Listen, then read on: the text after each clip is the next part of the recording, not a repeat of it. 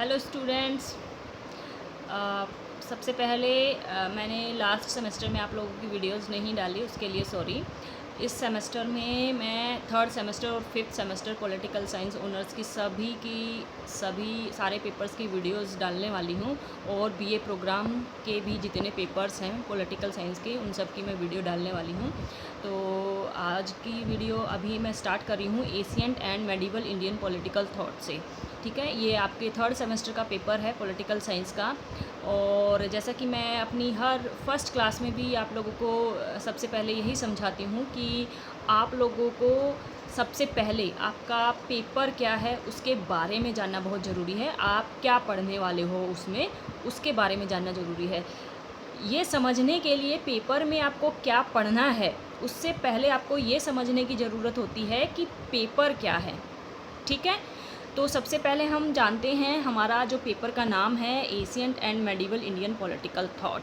ठीक है, तो एशियंट जैसा कि हमें इसमें जो इंडिया के जो एशियन टाइम में प्राचीन समय में जो भी उस टाइम के राजनीतिक विचार थे और जो मध्यकाल में जो राजनीतिक विचार थे उनके बारे में पढ़ना है। अब इसमें से हमें राजनीतिक विचार क्या हैं, हम इसमें ये जानेंगे कि सबसे पहले हम जानेंगे कि राजनीतिक विचार क्या होते हैं। ठीक है, फिर उसके बारे में हम जानेंगे कि पर्टिकुलर, जैसा कि आप लोगों ने बाकी और भी सुना होगा, वेस्टर्न पॉलिटिकल थॉट के बारे में सुना होगा आप लोगों ने। ठीक है, तो उन सब के बारे में हम एक डिस्कस करेंगे, इसके बारे में जानेंगे। फिर हम अपना जो है हमारा जो पेपर है ancient and medieval Indian political thought की जो फर्स्ट यूनिट है foundations of Indian political thought, तो जैसा कि पेपर है सेम फर्स्ट यूनिट भी हमारे पेपर को ही इंट्रोड्यूस कर रही है, जिसमें हम जानेंगे कि हिस्ट्री और फिलोसॉफिकल क्या क्या अंडरस्टैंडिंग है इंडियन पॉलिटिकल थॉट की। ठीक है, इंडियन पॉलिटिकल थॉट में हिस्ट्री में कैसा था और मध्यकाल में कैसा था, एशियन टाइम में कैसा था और मध्यकाल में मेडिवल टाइम में कैसा था, किस तरह के वो बारे में सोचते थे। पॉलिटिकल थॉट की जो हम बात करते हैं तो पॉलिटिकल थॉट क्या होता है, पर्टिकुलर थिंकर्स के सेट ऑफ आइडियाज़ होते हैं रिगार्डिंग द पॉलिटिकल फिनोमेना बोल सकते हैं, या गवर्नेंस बोल सकते हैं, या सिस्टम बोल सकते हैं। जैसा कि आप लोगों ने अपना पॉलिटिकल थ्योरी में भी पढ़ा होगा कि पॉलिटिकल क्या होता है, it's a process to reach a decision, it's a process of decision making about the distribution of resources.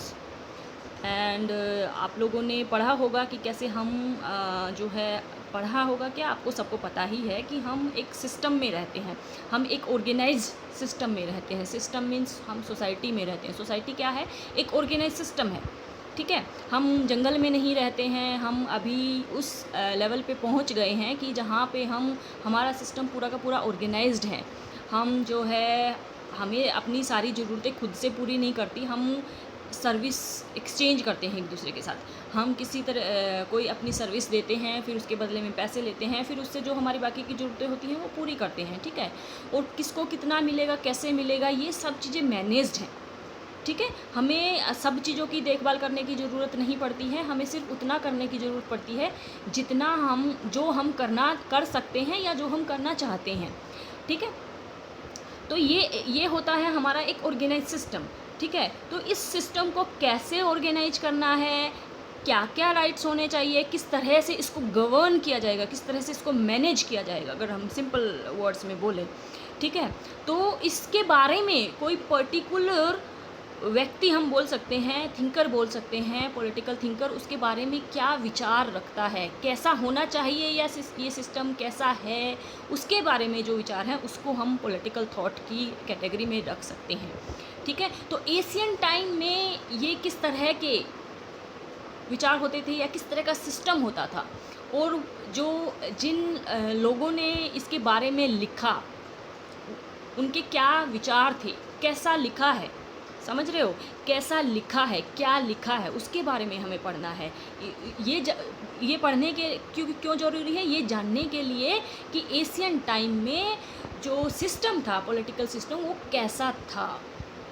ठीक है, उससे हम क्या सीख आज ले सकते हैं, उसकी क्या रेलिवेंस है आज के टाइम में, ठीक है। तो हम इसमें फाउंडेशंस, जो हमारे पेपर की फर्स्ट यूनिट है, foundations of Indian political thought, इसमें हम पढ़ेंगे we explore the rich history and philosophical underpinnings of Indian political thought from Asian scriptures to contemporary perspectives, ठीक है। इस वाली यूनिट में हम बेसिकली हिस्ट्री में क्या था जो अभी मैंने एक्सप्लेन किया वही हम पढ़ने वाले, ठीक है। तो नेक्स्ट हम नेक्स्ट स्लाइड पे पहुँचते हैं। तो इसके जस्ट ए मिनट, और इसमें हमें क्या पढ़ना है, हमें इसके डेफिनेशन के बाद पहले मैं आपको क्या एक्सप्लेन कर रही हूँ, हमें क्या पढ़ना है, ठीक है। सबसे पहले आपको ये जानना ज़रूरी है कि हमें क्या पढ़ना। तो पहली यूनिट में हमें क्या पढ़ना है, डेफिनेशन एंड रेलिवेंस, ठीक है। Discover the meaning of Indian political thought and its importance in shaping the governance and policies of one of the world's oldest civilization and biggest democracy, ठीक है। इंडिया जो है पूरा वर्ल्ड में जो है सबसे ओल्डेस्ट सिविलाइजेशन है, हम सबको पता है, रिच है, बहुत रिच है हमारी सिविलाइजेशन। और इतना रिच कैसे है, इतना ज़्यादा डाइवर्स होने के बावजूद भी इतनी सारी चीज़ें हैं और इतने सारा इंडिया के अपने वैल्यूज़ हैं, ठीक है। और इतनी डाइवर्स होने के बावजूद भी कैसे पूरी दुनिया में, जो पूरे वर्ल्ड में जो है इंडिया जो है एक बहुत बड़ी डेमोक्रेसी है, पूरे वर्ल्ड के लिए एग्जाम्पल है। तो इन सब के बारे में कैसे ये पूरा का पूरा जो हम बात कर रहे हैं, इंडिया की जो हम बात कर रहे हैं, इस इंडिया में जो सिस्टम है उसकी हम बात कर रहे हैं, जो वैल्यूज़ हम वर्ल्ड को दे रहे हैं उसकी जो हम बात कर रहे हैं, ऐसा क्या है। तो वो छुपा हुआ है कहाँ पे, हमारे क्या पॉलिटिकल वैल्यूज़ हैं, हमारे क्या पॉलिटिकल आइडियाज़ हैं, ठीक है। हमारा क्या कल्चर रहा है related to political ideas, related to political thought, और क्या क्या चीज़ें रही हैं। तो इसमें हम जानने की कोशिश करेंगे कि क्या डेफिनेशन है और क्या उसकी रेलिवेंस है, ठीक है। ओके, सो नेक्स्ट में हम जानेंगे, और इसमें हम क्या जानने की कोशिश करेंगे, ओरिजिन्स एंड इन्फ्लुएंसेस, कहाँ से हम अपना जो है इंडियन पॉलिटिकल थॉट की हिस्ट्री को, रूट्स को कहाँ से हम क्या कर सकते हैं, उसको ट्रेस कर सकते हैं। Trace the roots of Indian political thought to Asian scriptures like the Vedas, Upanishads and the profound contribution of philosophers and thinkers like Kautilya, ठीक है। नालंदा के बारे में आप लोगों ने सुना होगा कि ओल्डेस्ट यूनिवर्सिटी, ठीक है। तो उस टाइम पे देखिए, आज हम वर्ल्ड में जो है बड़ी बड़ी फेमस यूनिवर्सिटीज़ के नाम सुनते हैं, इंडिया में भी एक इस तरह की यूनिवर्सिटी थी उस टाइम पे। सोचो, नालंदा, जहाँ पे रिसर्च किया जाता था, जहाँ पे इन सब चीज़ों के बारे में पढ़ा जाता था, जहाँ नॉलेज को एनहेंस किया जाता था। ओके, तो इसके बारे में हम पढ़ेंगे कि किस तरह से उन्होंने इंडियन पॉलिटिकल थॉट को जो है और ज़्यादा और बेहतर तरीके से उसको, मतलब इंडियन बहुत सारे वहाँ से किस तरह से, फॉर एग्जांपल कौटिल्य ने अर्थशास्त्र बहुत ही ग्रेटेस्ट बोल सकते हैं टेक्स्ट है ऑन स्टेट क्राफ्ट, राइट। और आप देखिए कि कौटिल्य को मैकियावली भी कहा जाता है, इंडियन मैकियावली भी कहा जाता है। मैकियावली जो वेस्टर्न थिंकर है उसके साथ उसको कंपेयर किया जाता है, ठीक है। तो ये सब चीज़ों के बारे में हम इसका ओरिजिन जानेंगे कि कहाँ से हम ट्रेस कर सकते हैं इंडियन पॉलिटिकल थॉट, कहाँ से स्टार्टिंग होती है, ठीक है। और नेक्स्ट में और हम क्या जानेंगे कि क्या क्या की कंसेप्ट्स हैं, क्या क्या आइडियोलॉजीज़ हैं, ठीक है। कौन कौन से फंडामेंटल प्रिंसिपल्स हैं जिन्होंने इंडियन पॉलिटिकल थॉट को जो है सपोर्ट किया, और जिससे हमें एक इस बोल सकते हैं इतना रिच इंडियन हिस्ट्री जो हम पॉलिटिकल थॉट की देखते हैं वो हमें मिलती है।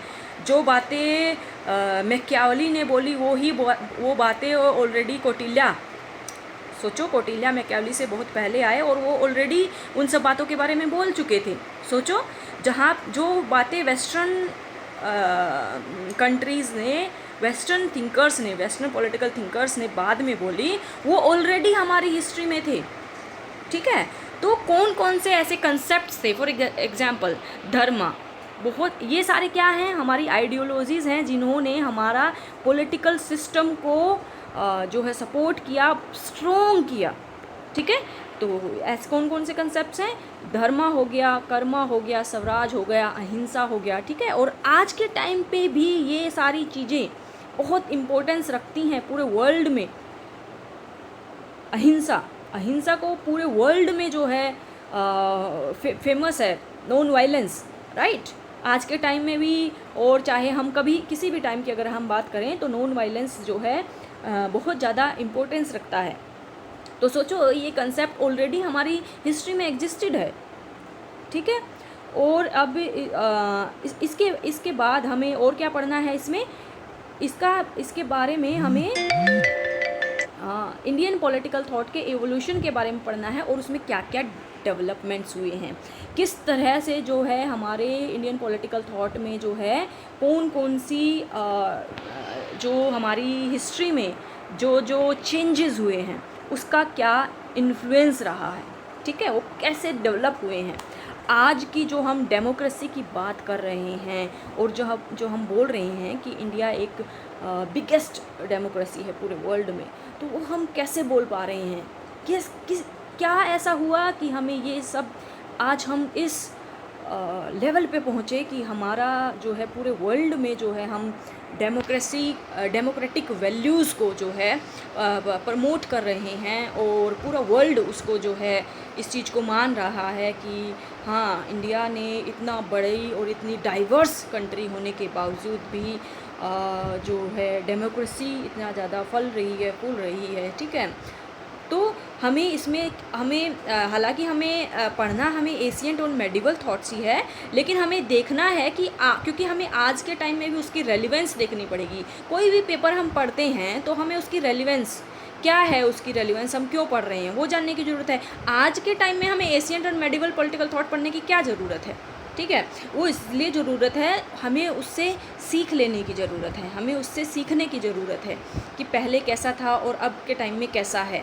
ठीक है, तो उसमें फिर हमारा जो किस तरह से ये डेवलप्ड हुए हैं इंडियन पॉलिटिकल थॉट, एशियंट और मेडिवल पॉलिटिकल थॉट के बावजूद दो रेलिवेंस जब हम देखेंगे तो किस तरह से जो colonial impact Indian political thought पे कैसे रहा। क्योंकि जो डेमोक्रेसी निकल कर के आई है वहाँ वो कहीं ना कहीं पे उसमें जो है जो कॉलोनियल पावर, ब्रिटिश रूल, उसने बहुत बड़ा रोल प्ले किया है। ठीक है, तो इसमें हम पढ़ेंगे to understand how the colonial rule in India and subsequent independence movement profoundly shaped and transform Indian political thought. Right, कैसे उसने शेप किया है, कैसे हमें एक जो है कॉन्स्टिट्यूशन मिला है। ओके, और जो डेमोक्रेसी को हम इतना ज़्यादा आगे बढ़ा पा रहे हैं। फिर वेस्टर्न इन्फ्लुएंस कितना रहा है इंडियन पॉलिटिकल थॉट पे। ठीक है, इसमें हम एक्सप्लोर करेंगे western political ideas and philosophies into the rich tapestry of Indian political thought, widening in its scope and perspectives. कैसे उसको जो है, हालांकि इतना ज़्यादा हम बोलेंगे जो वेस्टर्न जो आइडियोलॉजीज़ हैं, फ़िलोसफीज़ हैं, एशियंट और मेडिवल पे इतना ज़्यादा नहीं देखने को मिलता है, बट जो अगर मॉडर्न पॉलिटिकल थॉट की अगर हम बात करें तो वहाँ पे हमें वो सारी चीज़ें देखने के लिए मिलती हैं। और अभी में कंटेम्प्रेरी पर्सपेक्टिव्स क्या हैं, ये भी हमें इसके में जो है जानने की ज़रूरत है। वो इतना ज़्यादा जस्ट नॉलेज के लिए आपको पता होना चाहिए कि इंडियन पॉलिटिकल थॉट क्या है, उसका क्या किस तरह से उसका डेवलपमेंट हुआ है, और आज जो हम बोल रहे हैं कि हम जो है इतना ज़्यादा सेकंड हाईएस्ट पॉपुलेशन में और biggest democracy in the world, कैसे ये सिस्टम हम मैनेज कर रहे हैं, कैसे हम इतनी डाइवर्स पॉपुलेशन को हम जो है गवर्न कर रहे हैं, तो वो सारी चीज़ें हमें जानने की इसमें ज़रूरत है।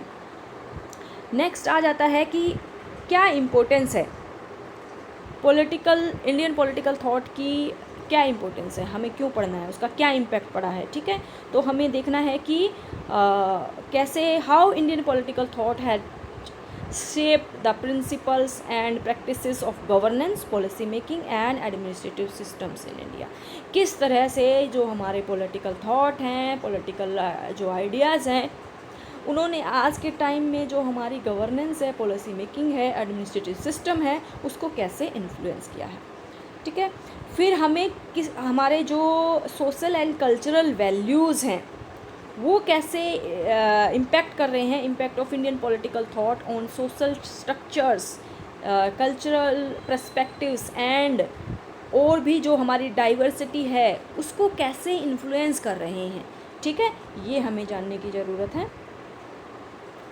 लास्ट में ये हम इसको जो हमें पूरा का पूरा इसको अगर हम कंक्लूड करें तो कंक्लूज़न में ये है कि कैसे इंडियन पॉलिटिकल थॉट रिफ्लेक्ट करता है हमारी लेगेसी को, ठीक है, हमारी इंडियन पॉलिटिकल थॉट की इम्पोर्टेंस को, ठीक है, जो कि बाकी के जो ग्लोबल लेवल पे जो पॉलिटिकल थिंकर्स हैं वो भी इसके बारे में जो है सोचते हैं और उसको मानते हैं।